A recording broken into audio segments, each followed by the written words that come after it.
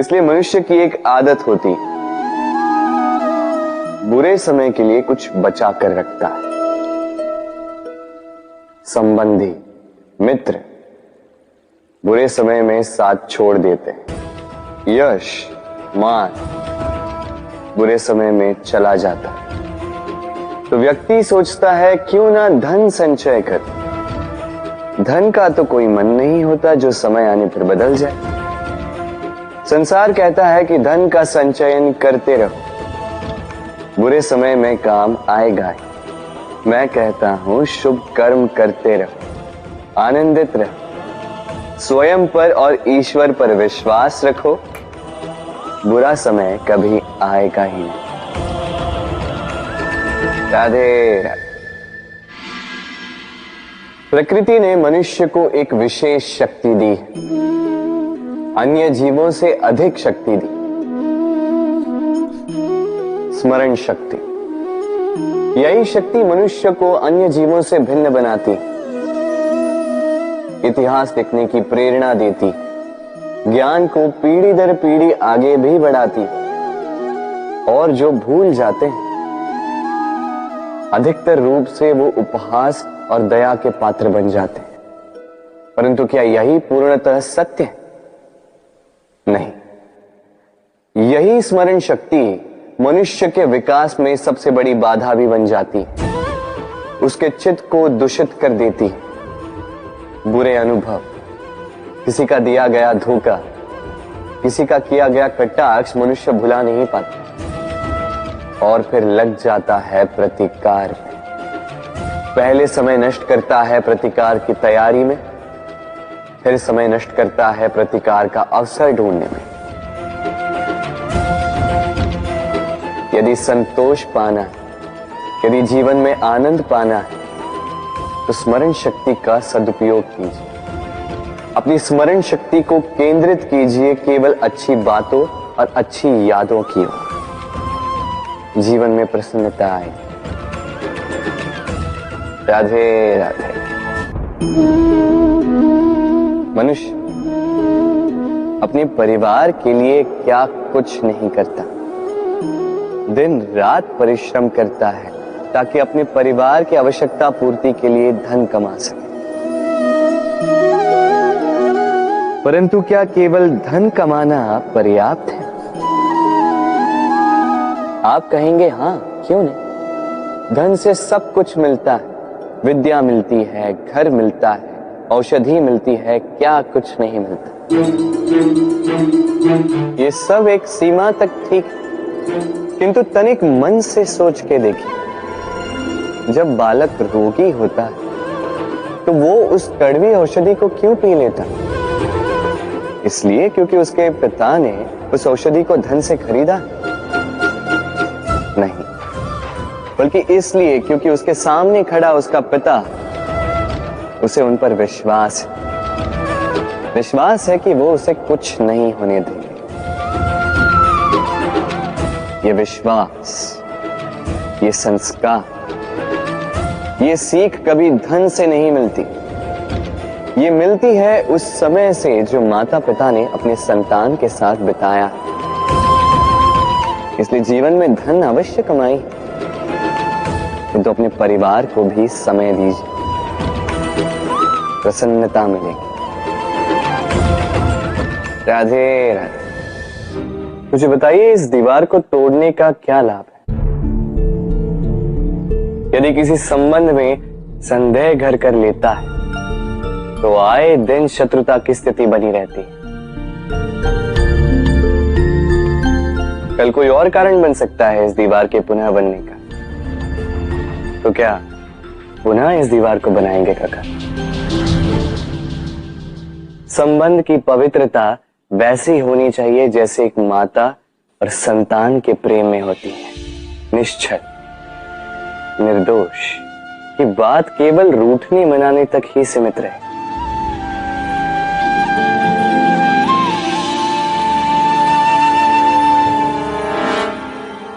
और कोई भी घुसपैठिया आकर भावों को दूषित न कर पाए। ना कोई वस्तु, ना कोई परिस्थिति, ना कोई व्यक्ति। कोई उन्हें अलग न कर पाए काका। सोचिए, यदि ये दीवार पुनः बननी है तो इसे तोड़ा ही क्यों जाए। यदि मन में एक अटूट संबंध स्थापित करने का दृढ़ निश्चय ही ना हो तो क्यों तोड़े इस दीवार को।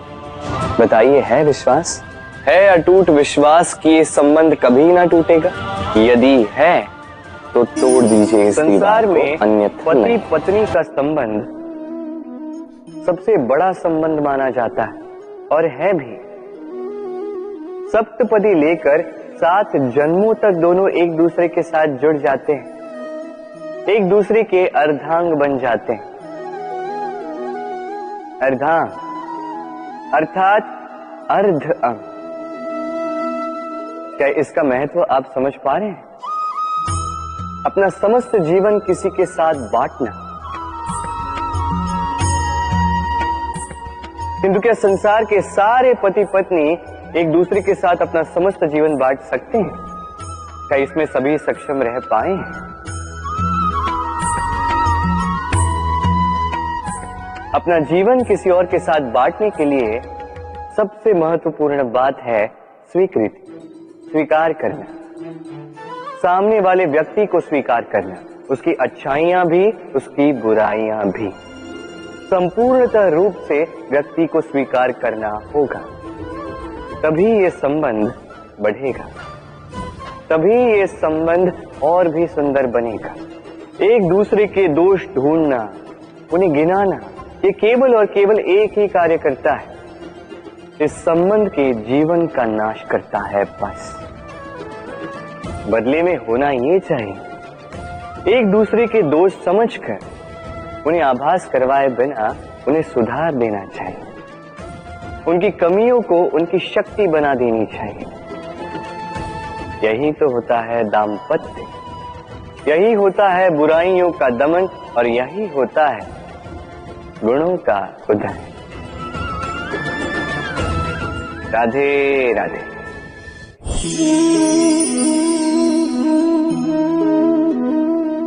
कंकड़ इतना छोटा सा कि उंगली पर आ जाए, किंतु सोचिए यदि यही कंकड़ आंख में लग जाए तो कितनी बड़ी समस्या बन जाता है। अब सोचिए ये कंकड़ आपके मार्ग में है, आप पादुकाएं पहनकर बड़ी सरलता से आगे निकल जा सकते हैं, किंतु यदि यही कंकड़ आपके पांव और पादुकाओं के बीच फंस जाए तो आप ठीक से चल नहीं पाएंगे, भले ही वो मार्ग पुष्पों से भरा क्यों ना। अर्थात आप बाहर की समस्याओं से, उन चुनौतियों से लड़ सकते हैं, भीतर की नहीं। भीतर की समस्याओं से लड़ना अत्यंत कठिन होता है। इसलिए सर्वप्रथम आप भीतर से शक्तिशाली हो जाइए, भीतर से पूर्ण हो जाइए, फिर आप इस संसार के समस्त समस्याओं और चुनौतियों से लड़ सकते हैं, आप विजयी हो सकते हैं। राधे राधे। प्रेम, ये प्रेम इस संसार में किसे नहीं भाता, हर किसी ने प्रेम का अनुभव किया ही। हर कोई जानता है ये प्रेम कितना सुंदर है, क्यों ना। ये प्रेम भाव इस संसार में सबसे शक्तिशाली भाव। अब हर शक्ति के साथ आते हैं कुछ उत्तरदायित्व। अब जैसे ही ये उत्तरदायित्व तो हमारे जीवन में आते हैं, हम सर्वप्रथम प्रेम को भूल जाते हैं। फिर हमें ये प्रेम, ये बोझ लगने लगता है। किंतु इस संसार का सत्य तो यही, हर प्रसन्नता के साथ उत्तरदायित्व आएंगे जिसका पालन हमें करना ही होगा। अब यदि मैं आपको उदाहरण दूं, आपके बगीचे में आप चाहते हैं कि एक सुंदर सा पुष्पों से भरा हुआ वृक्ष आए, तो सर्वप्रथम उसके लिए आपको जल और धूप का आयोजन करना होगा। हम सभी प्रतिदिन अपना कार्य करते हैं, तो कभी कुछ अधूरा रह जाता है, तो कुछ भूल हो जाती है, कभी कुछ हानि हो जाती है, और फिर उस भूल, उस हानि के अनुभव की पीड़ा तले हम दब जाते हैं। अब आप लोग कहेंगे कि ऐसा होना तो स्वाभाविक है। यदि ऐसा है तो तनिक सूर्य की ओर देखिए। वो प्रतिदिन अंधकार से लड़ता है और हर रात्रि के पश्चात एक नई ऊर्जा, एक नए तेज के साथ उदित होता है। तो क्यों ना आप भी अपने जीवन की बीती पुरानी बुरी बातों को भुलाकर अपना प्रत्येक दिन नई ऊर्जा, नए जीवन की तरह प्रारंभ करें।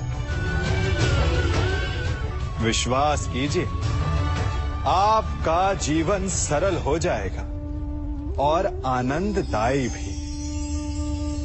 वृक्ष जब फलता है तो कितना सुंदर लगता है। उसकी डालियां झुक जाती हैं। जितने अधिक फल उतनी झुकी डालियां। कारण वृक्ष कहता है कि मेरे इन फलों को तोड़ो, उसका आनंद लो। इससे एक ओर हमें वृक्ष के मीठे फल खाने को मिलते हैं, तो दूसरी ओर वृक्ष के स्वयं का बोझ कम हो जाता है। इसी भांति यदि आप सफल हैं तो अहंकारी मत बनिए, विनम्र रहिए। ये विनम्रता ही आपके बोझ को कम करेगी। और यदि आप विनम्र ना रहे, झुके नहीं, तो आप अपनी ही सफलता के फलों के बोझ से टूट कर गिर जाएंगे। समय बदलता है, ऋतुएं बदलती हैं। जब गर्मियां होती हैं तो हम उलाना करते हैं कि बड़ी गर्मी है, बारिशें कब आएंगी। और जब बारिश आती है तब हम कहते हैं कि बड़ा चिपचिप, सर्दियां कब आएंगी। और जब सर्दियां आती हैं तब हम गर्मी की प्रतीक्षा करने लगते हैं। और इसी कारण हम किसी भी ऋतु का आनंद नहीं उठा पाते। कल क्या होगा इसके विषय में सोचकर अपना समय व्यर्थ करना बंद कीजिए। ऋतुओं पर आपका कोई वश नहीं, परंतु आज के, अभी के इस पल पर, इस क्षण पर आपका वश तो है। उसे जीना सीखिए, उसका आनंद उठाना सीखिए। सबके मन का सबसे बड़ा भय क्या है? सबसे बड़ा लालच क्या है? सबसे बड़ी चिंता क्या है? तनिक विचारिए। सबके मन का सबसे बड़ा भय, सबसे बड़ी चिंता है मृत्यु। सभी सोचते हैं, सभी भय खाते हैं कि कहीं मृत्यु ना आ जाए। सभी लालच करते हैं कि कुछ दिन और जीने को मिल जाए। सभी आशा करते हैं कि वे कभी ना मरे। और इसी मृत्यु के भय के कारण ही आप उस जीवन की उपेक्षा कर देते हैं जिसे आप जी रहे हैं। क्या कभी आपने सोचा कि आप मृत्यु से भयभीत क्यों होते हैं? क्योंकि आप जीवन में वो कर नहीं पाए जो आप करना चाहते हैं। और जो आप करना चाहते हैं वो कर पाना तभी संभव होगा जब आप मृत्यु के भय से निकलकर अपने जीवन के हर पल का उपयोग करना सीख जाएंगे। तो मृत्यु के भय से बचने का केवल एक ही मार्ग है, एक ही मंत्र है। अपने जीवन के हर पल को जियो।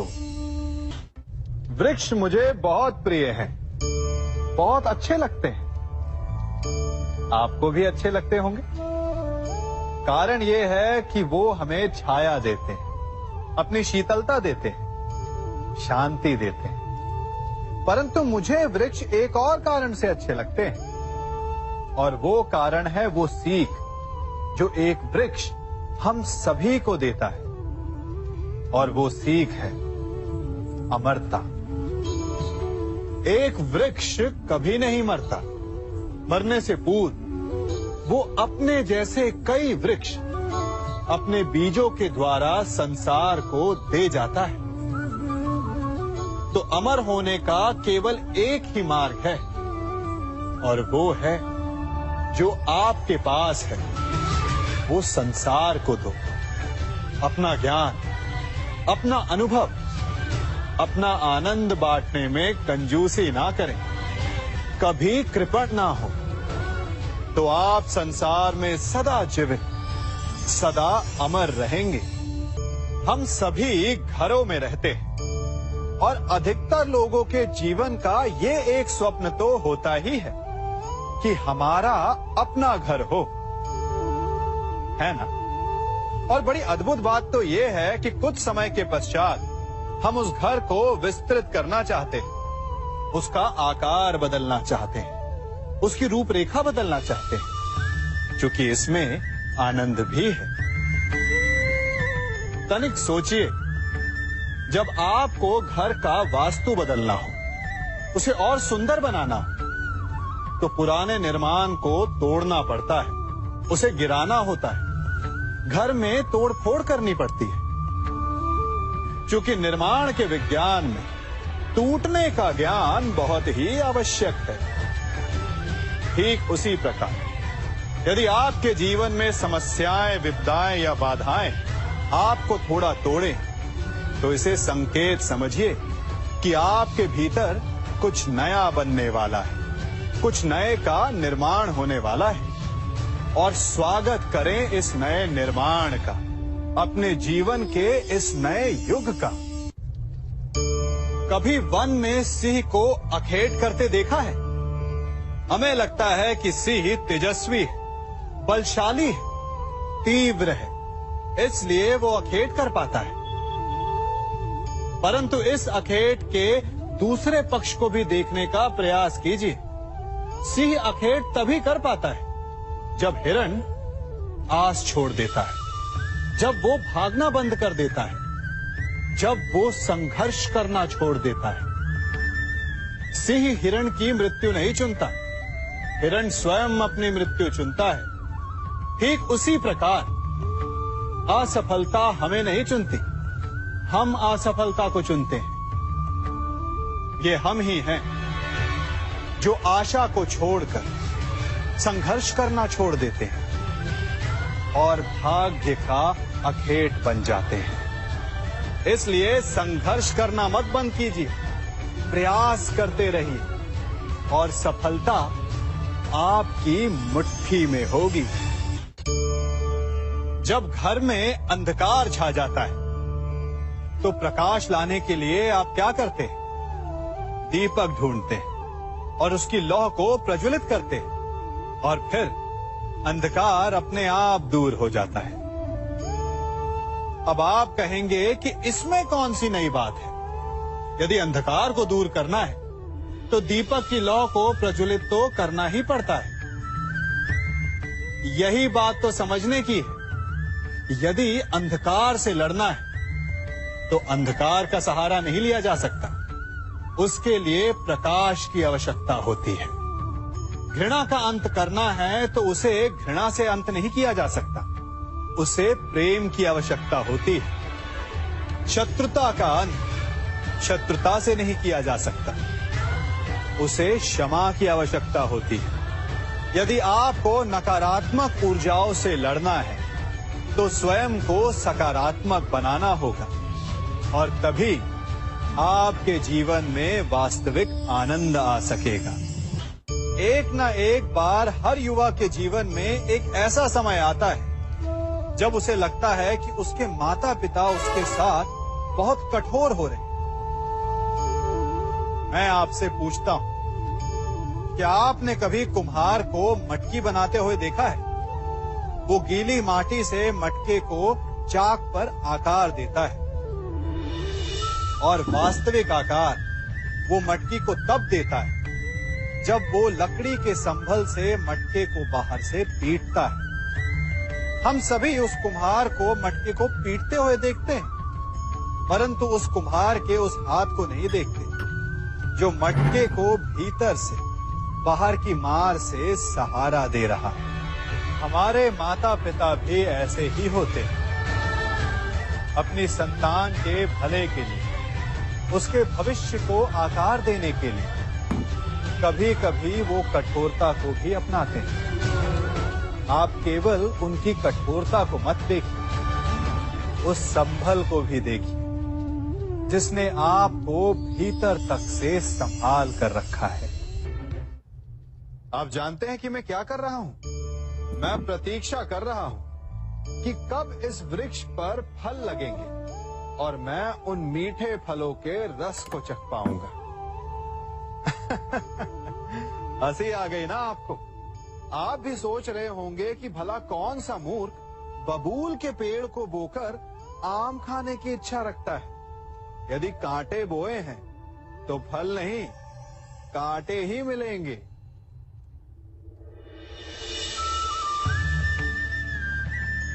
देखा, रक्त बह गया। ठीक ऐसा ही हमारे कर्मों के साथ होता है। हमारे बुरे कर्मों का फल कभी शुभ नहीं हो सकता। जो हाथ अस्मिता लूटने को आगे बढ़ेंगे, उन हाथों को कटना होगा। जो दृष्टि बुरी बनकर स्त्री पर पड़ेगी, उन्हें अनजान नहीं रक्त के अश्रु भोगने होंगे।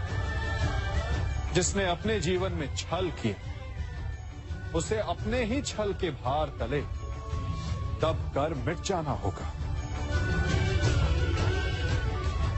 समय रहते जिसकी आंखें नहीं खुली, समय उसकी आंखें बंद कर देता है।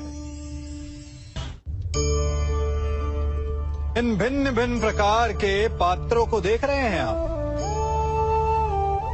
क्या आप बता सकते हैं कि इन पात्रों में क्या रखा है? आपको लग रहा होगा कि इसमें भिन्न भिन्न प्रकार के द्रव्य है ना? परंतु ऐसा नहीं है। इन सभी में एक ही जल है। देखिए,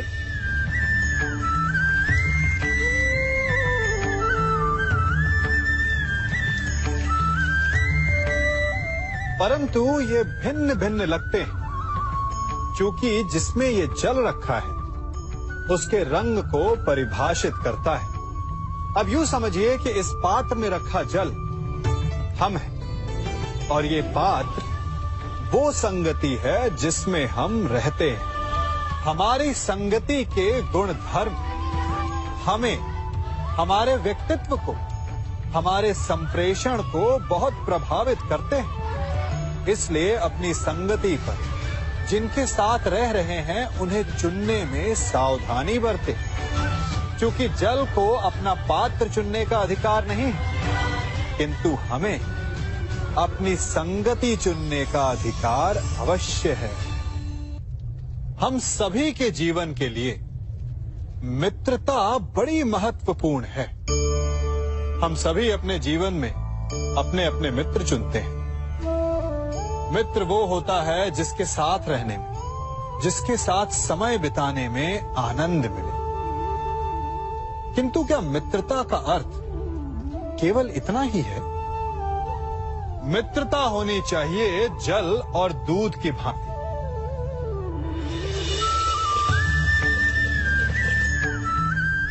जो एक साथ सदा मिल जाते हैं, एक आकार हो जाते हैं। जब दूध उबलता है तो जल भाप बनकर उड़ता है ताकि दूध का अस्तित्व बना रहे। जब यह मिश्रण उफनता है तब दूध पात्र से पहले गिरता है ताकि वो जल को बचा सके। मित्रता भी इसी प्रकार होती है, किंतु यदि दूध में तनिक भी खटास आ जाए तो वो दूध को फाड़ देती है। ठीक इसी प्रकार यदि मित्रता में संदेह आ जाए तो वो मित्रता को समाप्त कर देता है। इसलिए मित्र बनाएं, किंतु झूठे संदेह से सावधान रहें। जब सागर का जल वाष्प बनकर उड़ता है तब वो हमें दिखाई नहीं देता। मेघ उस जल को अपने भीतर छिपा लेते हैं, लंबी यात्रा करते हैं, प्रयास करते हैं कि वो जल सदा उनके भीतर छिपा रहे। परंतु जब वायु का वेग उन्हें उड़ाकर किसी पर्वत से ले जाकर के टकरा देता है तब उन मेघों को बरसना ही पड़ता है, क्योंकि यही नियति है, यही प्रकृति है। क्योंकि जल को सागर में जाकर मिलना ही है, ठीक ऐसा ही हमारे साथ भी होता है। हम सत्य को अपने मन के मेघों में चाहे जितना छिपाने का प्रयास कर लें, परंतु समय की आंधी उसे वास्तविकता के पर्वत से ले जाकर के टकराकर हमारे समक्ष ले ही आती है। जिस भय के कारण आप सत्य को सामने नहीं लेकर आना चाहते, एक दिन वही भय हमारे समक्ष आकर खड़ा हो जाता है और फिर हम लाचार हो जाते हैं, क्योंकि हमने उस भय का सामना करने की तैयारी नहीं की होती। इसलिए सत्य से भागे नहीं, उसे छिपाए भी नहीं, उसे स्वीकार करें। भविष्य की बड़ी विपत्ति से बच जाएंगे। वृक्ष से टूटकर गिरे पत्ते को तो आप सभी ने देखा होगा। वो कुछ ही देर में मुरझा जाता है, पीला पड़ जाता है, सूख जाता है। वायु का वेग उसे उड़ाकर कहीं और ले जाता है, पैरों तले पिसता है, वर्षा के जल में गलता है। तो क्या यही अंत है? नहीं। इसके पश्चात क्या होता है वो विचारणीय है। एक पत्ता गलकर, सूखकर, पिसकर उसके अवशेष धरती में रिसते हैं और खाद बनते हैं, और उसके पश्चात वो खाद पेड़ की जड़ों में जाकर मिल जाता है और नवजीवन देता है एक और नए पत्ते को। अर्थात कहीं भी, कभी भी, कुछ भी ना अयोग्य होता है, ना बेकार होता है। इसलिए कुछ नष्ट हो जाने की चिंता करे बिना उसे आप समाज के हित में लगा दीजिए। विश्वास कीजिए, वो वस्तु, वो प्रयास कभी नष्ट नहीं होगा। कंकड़ों से बचने के लिए हम पदवेश पहनते हैं, भिन्न प्रकार के जूते पहनते हैं, और अच्छे जूते पहनकर कांटों के मार्ग पर चलना सरल हो जाता है।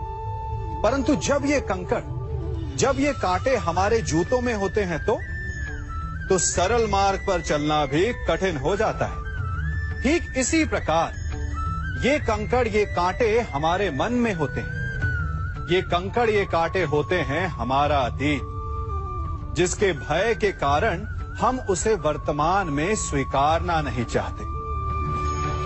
कदाचित इसीलिए हमारे अतीत को भूत कहा गया है, क्योंकि एक भूत की भांति हमारा अतीत हमारा पीछा नहीं छोड़ता। इसलिए अपने अतीत के भयावह घटनाओं से भागे नहीं, उसे स्वीकारें। विश्वास कीजिए, आपका जीवन सरल हो जाएगा। कभी किसी पक्षी को घोंसले की नींव बनाते देखा है? अथक परिश्रम करके तिनका तिनका बिटोर कर वो पक्षी अपना घोंसला बनाता है, अपनी संतान के लिए एक सुरक्षित घर बनाता है। और फिर कहीं से तीव्र आंधी आती है, भारी वर्षा होती है, और उसका घोंसला तिनका तिनका करके बिखर जाता है। फिर वो पक्षी क्या करता है? वो रोता नहीं, ना ही विलाप करता है। वो बिना विलंब करे फिर से अपना घोंसला बनाना प्रारंभ कर देता है और सफलता पाता है। फिर हम क्यों छोटी छोटी असफलता से भयभीत होकर परिश्रम करना छोड़ देते हैं? एक बात सदा स्मरण रखिएगा, हर वृक्ष कुल्हाड़ी की एक मार से नीचे नहीं गिरता, हर चट्टान घन के एक प्रहार से नहीं टूटती। सफलता पाने के लिए अनावरत परिश्रम करना ही मात्र एक मार्ग है। स्वीकारण, सत्य का स्वीकारण मनुष्य के लिए बहुत ही महत्वपूर्ण है। जब तक मनुष्य सत्य को स्वीकार नहीं करता, उसे असत्य से लड़ने की शक्ति प्राप्त नहीं होती। जब आप भोजन करते हैं तो क्या होता है? आपका पेट स्वीकारता है कि वो भर चुका है और आप भोजन करना बंद कर देते हैं। जब आपको निद्रा आती है तो क्या होता है? आपका मन स्वीकारता है कि आपका शरीर थक चुका है और उसे विश्राम की आवश्यकता है। उसी प्रकार जब आपको किसी व्यसन को रोकना हो तो आपको स्वीकारना पड़ता है कि बहुत हो चुका, चाहे वो लालच हो या मदिरापान। उस व्यसन का त्यागना तभी प्रारंभ होता है जब आप ये स्वीकार कर लेते हैं कि आप उस व्यसन के बंधक हैं। आप इन दो पात्रों को देख रहे हैं। मेरे इस पात्र में जल है और ये पात्र मिष्ठान से भरा हुआ है। दोनों ही पात्र भरे, परंतु देखिए, मिश्री को जल में मिला दिया, जल ने मिश्री को अपना लिया, मिश्री ने अपना अस्तित्व खो दिया। परंतु जल को अभिमान है कि उसका अस्तित्व अभी भी बना हुआ है। परंतु जो इस जल को चखेगा उसे अवश्य पता चल जाएगा कि ये जल अब वो जल नहीं रहा, ये अब शरबत बन गया। हमारा त्याग, हमारे बलिदान भी ऐसे ही होते हैं। जो इस बात को अनुभव करते हैं वो समझ सकते हैं कि कैसे हमने समय की धारा को बदल दिया। जो बलिदान देते हैं उनका अस्तित्व कभी नष्ट नहीं होता, अपितु उनका बलिदान संसार में कुछ ना कुछ परिवर्तन अवश्य लाता है। हम सभी कभी ना कभी, कहीं ना कहीं अपने जीवन में यात्रा अवश्य करते हैं। हमारी यात्रा में कभी पक्के रास्ते आते हैं तो कभी कच्चे रास्ते। पक्के रास्ते मनुष्य बनाता है और कच्चे रास्ते जानते हैं कैसे बनते हैं? चलते चलते बन जाते हैं। जब लोग एक स्थान से जाते हैं तो पैरों के दबाव से नीचे की घास कुचल जाती है। बार बार उस मार्ग से जाने से धीरे धीरे मार्ग स्वतः ही बन जाता है। और यही जीवन है, यही नियति है। जब आपके जीवन में आपको मार्ग ना मिले तो रुकिए नहीं, आगे बढ़ते रहिए और आपके पैरों के दबाव से मार्ग स्वतः ही बन जाएगा। हम सभी अपने जीवन में सफलता चाहते हैं, है ना? उसके लिए हम रात दिन परिश्रम करते हैं, कड़ी मेहनत करते हैं, परंतु फिर भी असफल हो जाते हैं। परंतु ऐसा क्यों होता है? कभी सोचा आप सबने? क्योंकि सफलता पाने का मंत्र बड़ा कठिन नहीं, बड़ा सरल है।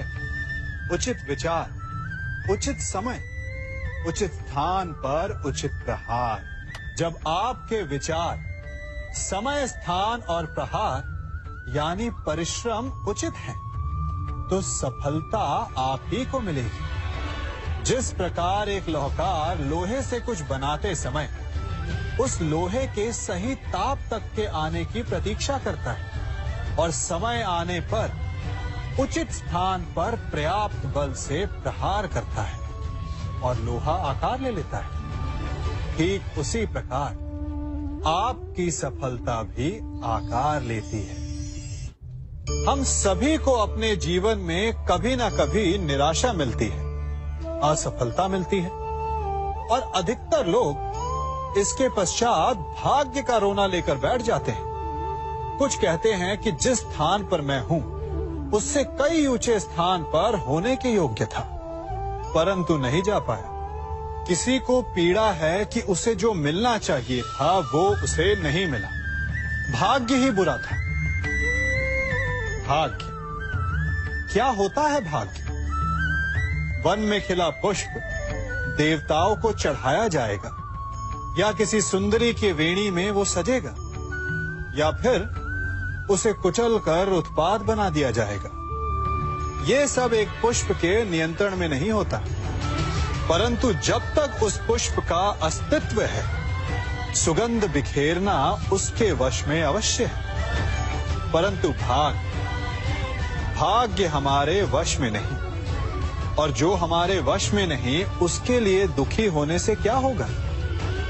कर्म पर वश है, वो कीजिए और धीरे धीरे भाग्य आपके वश में आ जाएगा, क्योंकि कर्म ही प्रधान है। हम में से ऐसा कोई नहीं जिनकी परछाई उनसे दूर रहती है।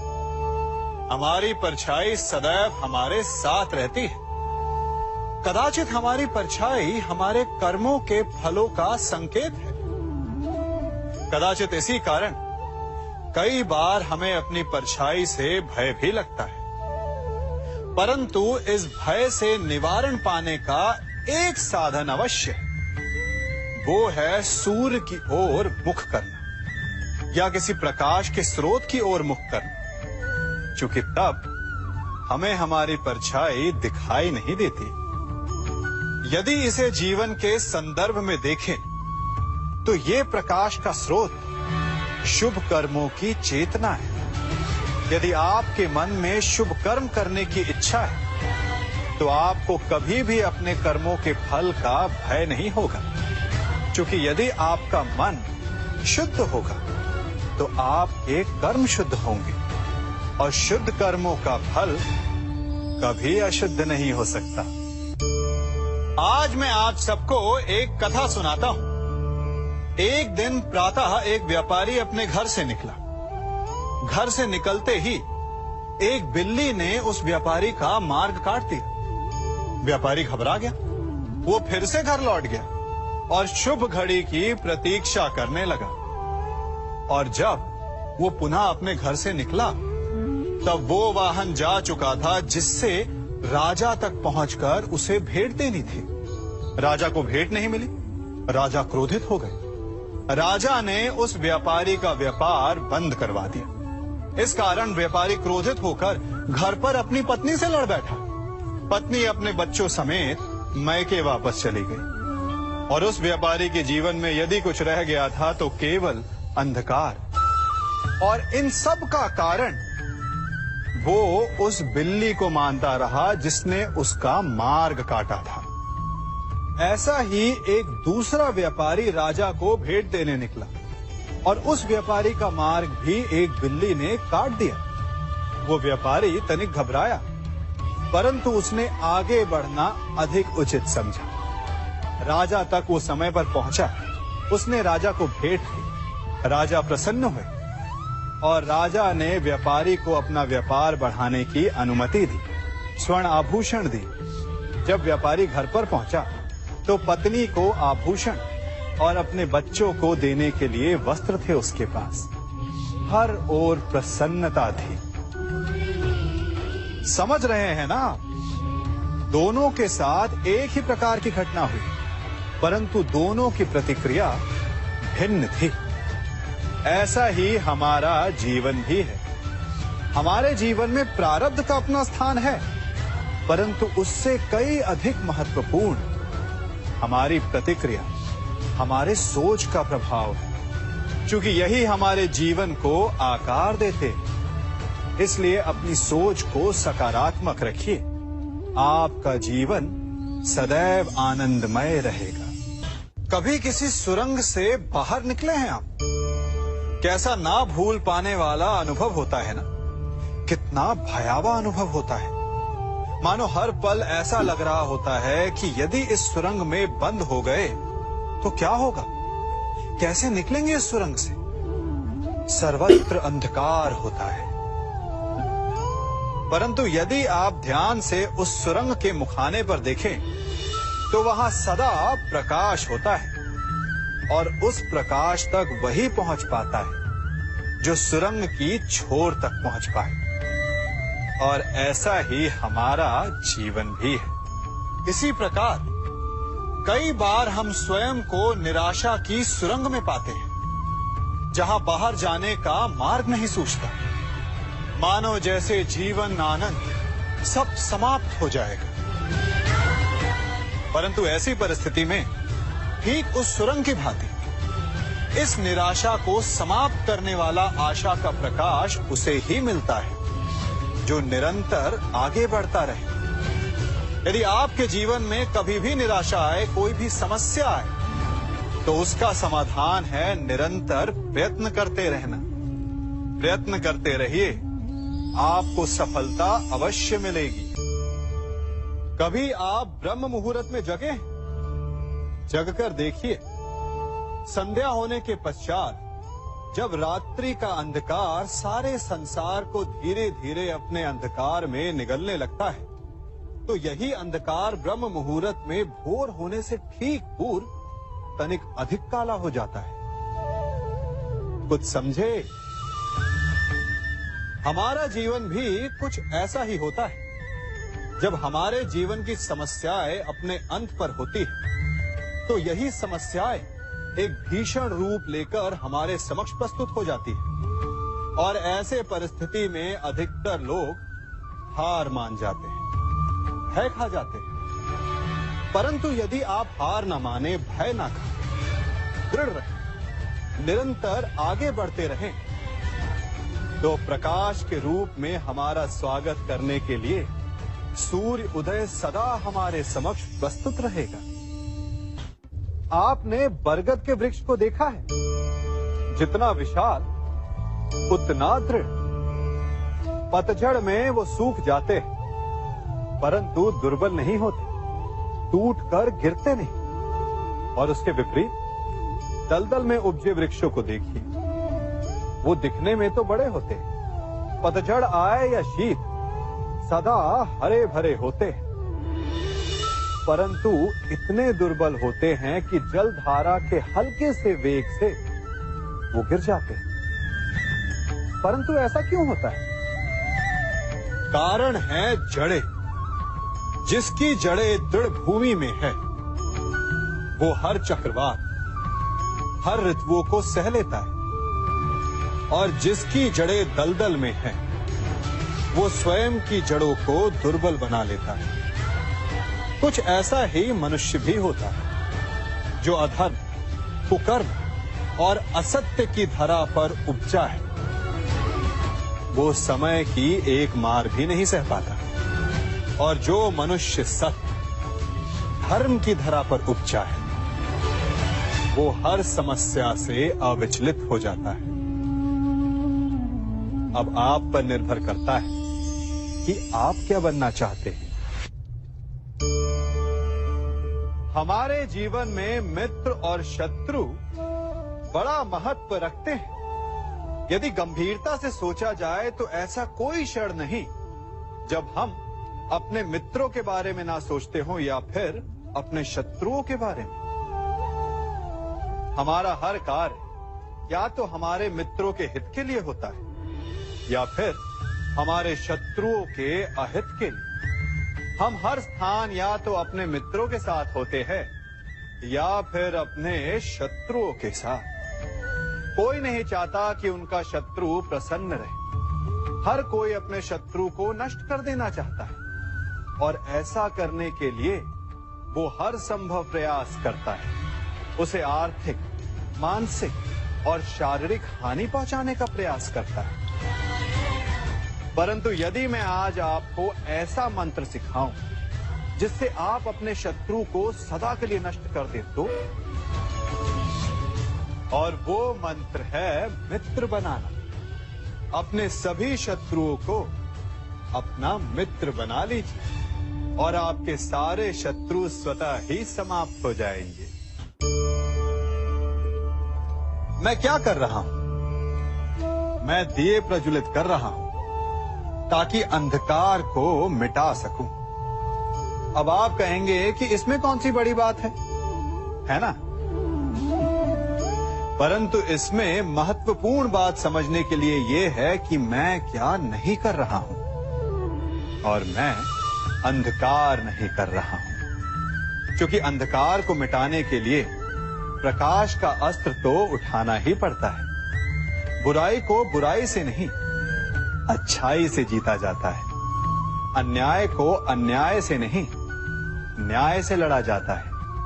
क्रोध को क्रोध से नहीं, क्षमा का साथ लेना होता है। ठीक उसी प्रकार एक लोहा लोहे को काटता है, परंतु एक ठंडा लोहा ही गर्म लोहे को काट सकता है। इसलिए यदि आपको अपने जीवन में विजयी होना है तो अपने शस्त्रों को अपने अस्त्रों को सोच समझ कर उठाइए, क्योंकि एक अनुचित सोच परिणाम पर भारी प्रभाव डाल सकती है। आप सब सोच रहे होंगे कि ये क्या मैं करने लगा। मैं इस पौधे को जड़ से उखाड़ रहा हूं। आश्चर्य हो रहा है ना कि एक पौधे को उखाड़ना या काटना ना केवल एक अपराध है अपितु पाप भी है। तो फिर मुझे ऐसा करने की क्या आवश्यकता पड़ गई? क्योंकि कई बार विनाश ही सृजन तक पहुंचाता है। यदि नया भवन बनाना हो तो पुराने भवन को गिराना पड़ता है। व्यवस्था को परिवर्तित करने के लिए क्रांति लानी पड़ती है। और उसी प्रकार यदि किसी वृक्ष या किसी पौधे की जड़ों में घुन लग जाए या उसका मूल सड़ जाए तो उसे जड़ से उखाड़ देना ही श्रेयस्कर होता है, ताकि उस स्थल पर नए पौधे उपज सके। युद्ध करना पर्याय नहीं, परंतु कभी कभी शांति के लिए युद्ध करना आवश्यक हो जाता है। संसार में सबसे श्रेष्ठ क्या है? फूल या कांटे, प्रेम या घृणा, संपन्नता या दरिद्रता, मित्र या शत्रु? बताइए। अब आप भी कहेंगे कि भला ये कोई पूछने की बात हुई? अवश्य, फूल, प्रेम, संपन्नता और मित्र ही श्रेष्ठ है। परंतु क्या आपने अपने जीवन में कभी सोचा है कि हर एक भाव, हर एक वस्तु, हर एक घटना का एक गुण धर्म होता है? त्वचा पर जलन करने वाले फूलों से अधिक श्रेष्ठ वो कांटे हैं जिनसे आप अपने घर की बाढ़ बनाते हैं ताकि वन्य पशु आपके भीतर ना आ सके। वो प्रेम श्रेष्ठ नहीं जो आपको अंधा, लोभी, पक्षपाती बनाते। वो घृणा श्रेष्ठ है जो आपको नया मार्ग दिखाते। वो संपन्नता श्रेष्ठ नहीं जो आपको कृपण बनाते, मद्दांध बनाते। वो दरिद्रता श्रेष्ठ है जो आपको जीवन में परिश्रम करने की शिक्षा दे। कुविचार देने वाले, बुरा मार्ग दिखाने वाले मित्रों से अधिक श्रेष्ठ वो शत्रु होते हैं जो हमें जीवन का लक्ष्य देते। इसलिए अपने जीवन में हर वस्तु, हर भाव, हर घटना के गुण धर्म को पहचानिए और उसके पश्चात अपना चयन कीजिए। स्वर्ण, हम सभी को अपने जीवन में स्वर्ण से कभी ना कभी कुछ ना कुछ थोड़ा या अधिक मोह होता ही है ना? परंतु क्या आपने कभी सोचा कि स्वर्ण को प्राप्त कैसे किया जाता है? जब भूमिगत खदानों से स्वर्ण को निकाला जाता है तब वो एक पाषाण की भांति होता है। ऐसा पाषाण जिससे आप किसी को भी मार सकते हैं, परंतु उसे आभूषण के रूप में स्वयं के शरीर पर धारण नहीं कर सकते। यदि उसे आभूषण बनाना है तो उसे लंबी यात्राएं करनी होती है। उस पाषाण को पिघलना होता है। सुनार के हथौड़ी की अनेकों चोटें खानी पड़ती है, फिर काट छाट और उसके पश्चात जाकर वो ऐसा आभूषण बनता है जो हमें वर्षों तक, सदियों तक लुभाता रहता है। इसलिए यदि आपको समय पर विजय पानी है तो स्वयं के निर्माण पर समय देना होगा। हम सभी सुनते आए हैं कि जो वीर होता है, साहसी होता है, शौर्यवान होता है, उसके समक्ष सारा संसार झुकता है। वीर भोग्य वसुंधर। परंतु वीरता है क्या? शौर्य क्या है? साहस क्या है? साहस युद्ध नहीं, वीरता विजय नहीं, शौर्य कभी ना गिरना नहीं। साहस किसी चुनौती के समक्ष खड़े होने का भाव है, तो वीरता उस चुनौती को उत्तर देने के लिए पूर्ण परिश्रम लगा देना है। और शौर्य का अर्थ है गिरकर फिर से उठने का साहस रखना, बार बार प्रहार करके वीरता दिखाना। निरंतर प्रयास करते रहना, निरंतर परिश्रम करते रहना। इसलिए विजयी होने से अधिक महत्वपूर्ण है शौर्यवान होना, क्योंकि जो शौर्यवान है उसे विजय मिलना निश्चित है। हम सभी बचपन से ये सुनते आए हैं कि अच्छे मित्र हमारे जीवन को पूर्णतः परिवर्तित कर सकते हैं, है ना? अच्छे मित्र, परंतु कौन?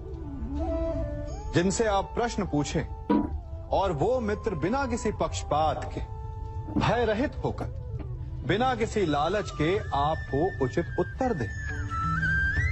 परंतु सबके समक्ष ये समस्या आ जाती है कि आज के समय में ऐसे मित्र मिलना दुर्लभ है, वो तो होते ही नहीं। परंतु मैं आपको एक बात बताता हूं, हम सब के पास एक ऐसा मित्र होता है, बस हम उसे पहचान ही नहीं पाते। वो है दर्पण। दर्पण के समक्ष खड़े होकर आप स्वयं से पूछिए कि यदि आज आपका अंतिम दिन होता तो क्या आप वही करते जो आप कर रहे थे? आपको उत्तर मिले या ना मिले, परंतु आपकी दिशा अवश्य बदलेगी। इसलिए आपसे अतिरिक्त आपका सबसे घनिष्ठ मित्र, सबसे अच्छा मित्र और कोई नहीं। हम सभी अपने जीवन में कोई ना कोई कार्य करते हैं। कार्य करते हैं तो थकान की अनुभूति होती है, और यदि थकान ना उतरे तो कार्य करने का मन नहीं करता। हम आशा करते हैं कि कदाचित एक दिन में 24 के स्थान पर 26 घंटे होते तो आराम करने के लिए हमें और अधिक समय मिल जाता। हमें ऐसा अनुभव होता है कि हम बहुत अधिक कार्य कर रहे हैं, है ना? परंतु क्या आपने कभी सोचा कि जो लोग संसार में सफल हैं, उनके पास भी सफल होने के लिए दिन में केवल 24 घंटे थे? तो फिर वो सफल क्यों है? इसका एक छोटा सा रहस्य है। वो कार्य चुनते हैं जो उन्हें प्रिय है, जिसे करने में उन्हें आनंद आता है। उन्हें लगता ही नहीं कि वो कार्य कर रहे हैं, उन्हें लगता है कि वो प्रतिपल आनंद मना रहे। और जब आप आनंद मनाते हैं तो थकान कैसी? इसलिए यदि आप जीवन में कोई भी कार्य करें तो वो आपके मन को भाना चाहिए, या जो कार्य आप कर रहे हैं उसे अपने मन को भा देने दो। सफलता आपको मिलेगी। हमारा शरीर प्रकृति का एक महान आविष्कार है। इससे जटिल संरचना संसार में और कोई नहीं। हमारा शरीर जितना जटिल है, यदि इसे ठीक से जाना जाए तो इससे अधिक सरल ज्ञान देने वाला और कोई नहीं। हमारे शरीर में 5 इंद्रियां